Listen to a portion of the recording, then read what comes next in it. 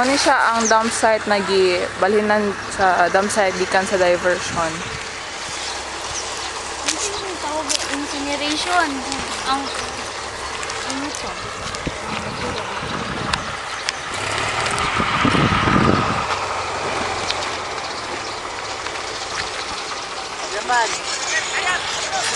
Ha? Keyboard. Mapansin mo na dili jud daghan kayo tao dire kay privately owned man ni siya na yuta niya. Dili siya ginapasudlan unless na permission sa tagiya.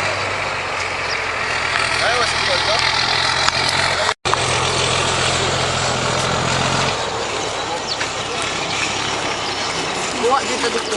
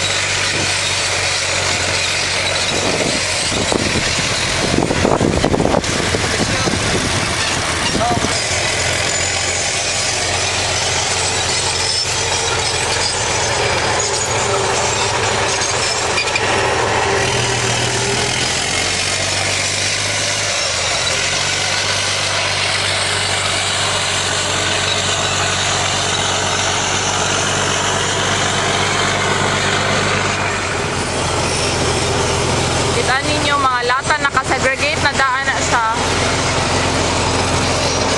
para sa pag-recycle kung asan nila dapat mabaligya.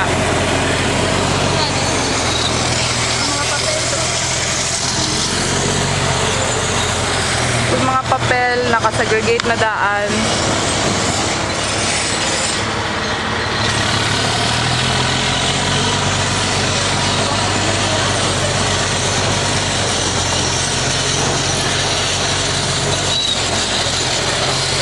Para ma-disperse ang smell ng kinakuhaan sa trash na nagadikit.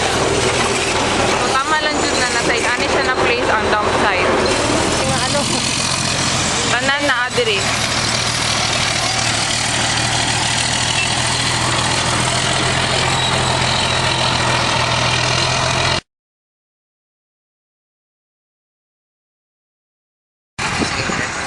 Temporary dump site na ito kasi yung dump site na under construction is not yet ready for operation. So, temporary, nagtaka ko, umabot na ng mag-aapat na taon na ito eh. Simple. Pero asa gani nila i-plan ibalhin, di ba, sa Carmen daw sa to? New Carmen, that is in Tugbok District. Sa Tugbok, which is closer sa mga villages. Villages like Monte, Memorial Park. Oh. Ito, ang design ito sa landfill. Bawat basura na tinatambak dito is covered by soil. Saan po galing ang soil? Ha? Saan po galing ang soil dito? Sa dire, dire lang po. Ito sa hina ito kasi yan ang bearing capacity o nature ng pa nito, lupa na ito, bulubundukin ba? Ngayon, yung mga bangin, it's a result doon sa quarrying activity ko for last 10 years. Kaya may mga bandyan. So tama lang pod kayo kay mabutang pod ang basura dito tapos matabunan. It's part of rehabilitation. Ang average na basura tinatapon dito is about 9,000 cubic meter a day. Wow. Pila na siya ka Trucks. sa Combine of 6 or 10 wheelers sa mga government, Wow. 90 trucks a day. 60 sa... 90 trucks a day. Yes, times 10 mo yan. Wow. Uy, daghan na.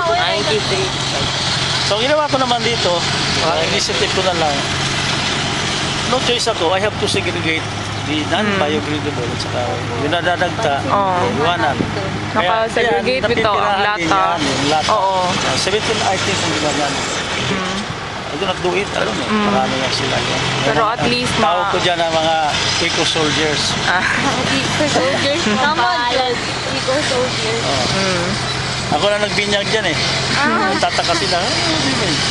Kasi they are part of environmental. environment. Grade sila. It's a dirty job. So, ngayon, pag once na ganito, fully, tawag ito, plain na siya, dahil kagaya ito, basura yung napakan natin. It's a good thing.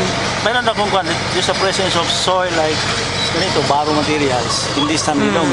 Pag kung sandilong ito, kunting elevation lang, hindi na makakakit. Sasakyan.